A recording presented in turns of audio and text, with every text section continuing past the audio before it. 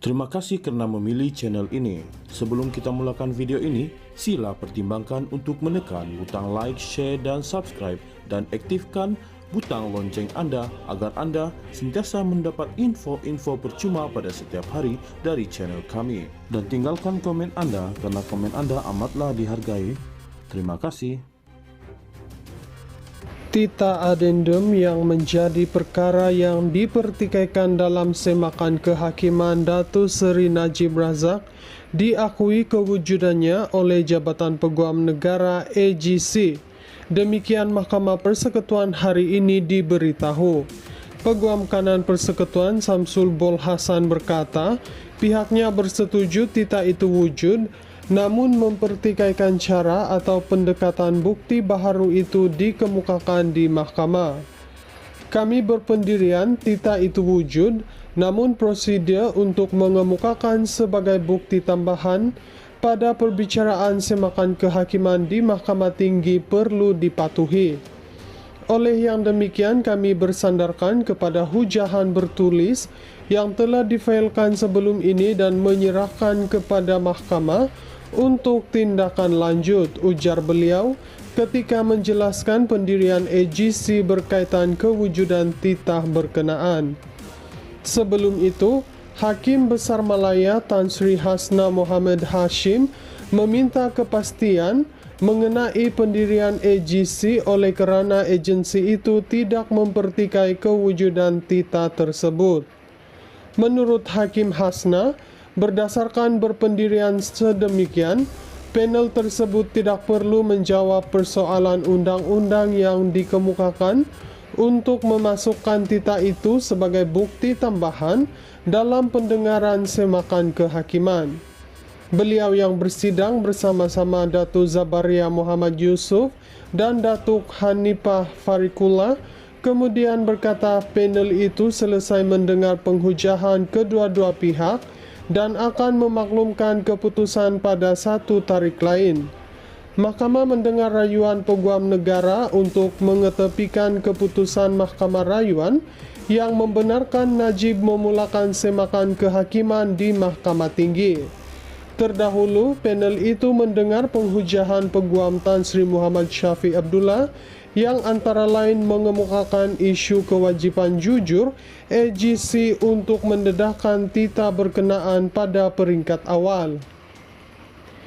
Pada 2 Julai lalu, Peguam Negara Tan Sri Muhammad Dusuki Mokhtar selesai berhujah dengan mengemukakan 7 persoalan undang-undang berkepentingan awam.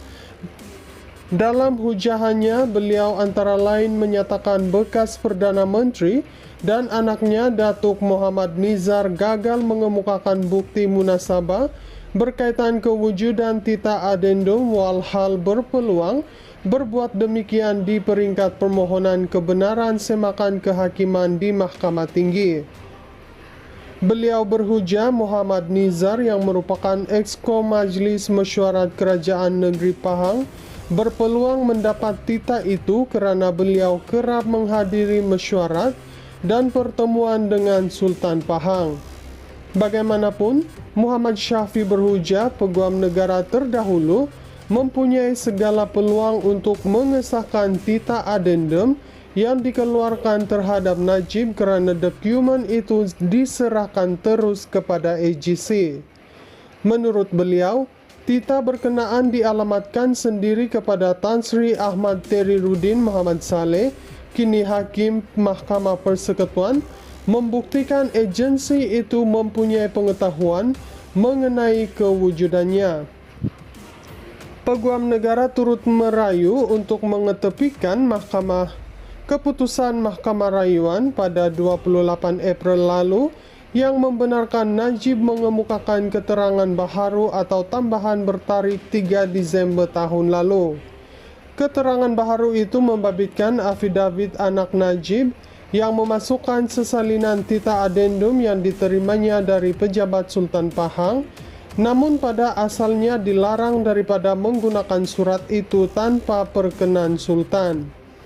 Titah adendum berkenaan dikatakan diperkenankan YDPA ke-16 yang membolehkan bekas ahli parlimen pekan itu menjalani baki hukuman penjaranya di bawah tahanan rumah bersabit kesalahan penyelewengan dana SRC berjumlah Rm42 juta. Lembaga pengampunan kemudiannya mengurangkan hukuman penjaranya daripada 12 tahun kepada 6 tahun, manakala denda dikurangkan daripada Rm210 juta kepada Rm50 juta. Tita adendum yang menjadi perkara yang dipertikaikan dalam semakan kehakiman Datuk Seri Najib Razak diakui kewujudannya oleh Jabatan Peguam Negara AGC. Demikian Mahkamah Persekutuan hari ini diberitahu. Peguam Kanan Persekutuan Samsul Bol Hasan berkata, pihaknya bersetuju tita itu wujud, namun mempertikaikan cara atau pendekatan bukti baharu itu dikemukakan di mahkamah. Kami berpendirian tita itu wujud, namun prosedur untuk mengemukakan sebagai bukti tambahan pada perbicaraan semakan kehakiman di Mahkamah Tinggi perlu dipatuhi. Oleh yang demikian, kami bersandarkan kepada hujahan bertulis yang telah difailkan sebelum ini dan menyerahkan kepada mahkamah untuk tindakan lanjut, ujar beliau ketika menjelaskan pendirian AGC berkaitan kewujudan titah berkenaan. Sebelum itu, Hakim Besar Malaya Tan Sri Hasna Mohamad Hashim meminta kepastian mengenai pendirian AGC oleh kerana agensi itu tidak mempertikai kewujudan titah tersebut. Menurut Hakim Hasna, berdasarkan berpendirian sedemikian, panel tersebut tidak perlu menjawab persoalan undang-undang yang dikemukakan untuk memasukkan titah itu sebagai bukti tambahan dalam pendengaran semakan kehakiman. Beliau yang bersidang bersama-sama Datuk Zabaria Muhammad Yusuf dan Datuk Hanifah Farikullah kemudian berkata panel itu selesai mendengar penghujahan kedua-dua pihak dan akan memaklumkan keputusan pada satu tarikh lain. Mahkamah mendengar rayuan Peguam Negara untuk mengetepikan keputusan Mahkamah Rayuan yang membenarkan Najib memulakan semakan kehakiman di Mahkamah Tinggi. Terdahulu, panel itu mendengar penghujahan Peguam Tan Sri Muhammad Syafiq Abdullah yang antara lain mengemukakan isu kewajipan jujur AGC untuk mendedahkan titah berkenaan pada peringkat awal. Pada 2 Julai lalu, Peguam Negara Tan Sri Muhammad Dusuki Mokhtar selesai berhujah dengan mengemukakan 7 persoalan undang-undang berkepentingan awam.